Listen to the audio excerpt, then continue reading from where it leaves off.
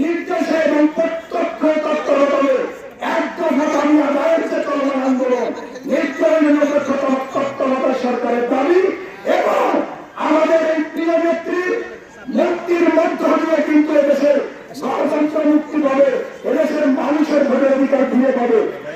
কিন্তু এই ফ্যাসিস্ট আওয়ামী সরকারের, এই নিশিরাতের সরকারের, এই ভোটারবিহীন সরকারের সবচেয়ে বড় অভিযোগ কি জানেন? সবচেয়ে বড় অভিযোগ আমাদের এই প্রিয় নেত্রী আকাশচুম্বী জনপ্রিয়তা। এটাই তার অপরাধ। আমাদের এই প্রিয় নেত্রীকে মুক্তির মধ্য দিয়ে এদেশে ইনশাল্লাহ আবার গণতন্ত্র ফিরে আসবে। সেই আন্দোলনে